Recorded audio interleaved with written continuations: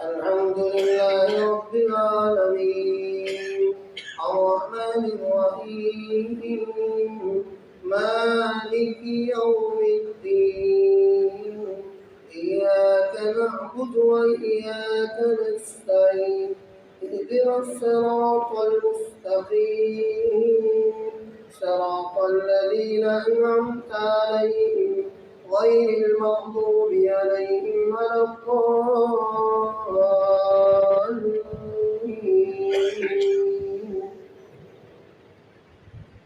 ألف لام ميم ذلك الكتاب لا ريب فيه هدى للمتقين الذين يؤمنون بالغيب ويقيمون الصلاة ومما رزقناهم ينفقون والذين يؤمنون بما أنزل إليك وما أنزل من قبلك وبالآخرة هم يوقنون أولئك على هدى من ربهم وأولئك هم المفلحون إن الذين كفروا سواء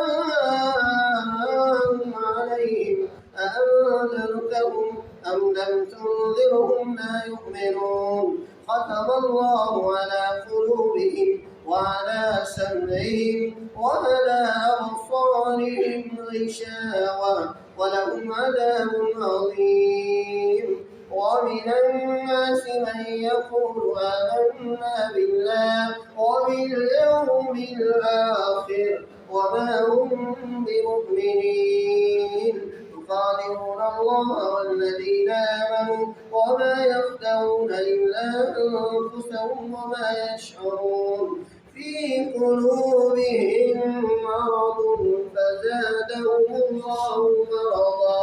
ولهم عذاب أليم بما كانوا يكذبون وإذا قيل لهم لا تفسدوا في الأرض قالوا إنما نحن مصلحون ألا إنهم هم المفسدون ولكن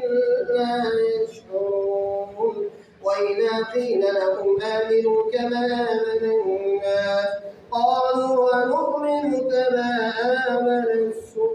السفهاء ألا إنهم هم السفهاء ولكن لا يعلمون وإذا لقوا الذين آمنوا قالوا آمنا وإذا خلوا إلى شياطينهم قالوا إنا معكم إنما نحن مستهزئون الله يستهزئ بهم ويردهم في طغيانهم يعمهون أولئك الذين اشتروا الضلالة بالهدى فما ربحت تجارتهم وما كانوا مهتدين مثلهم كمثل الذي استوقد نارا فلما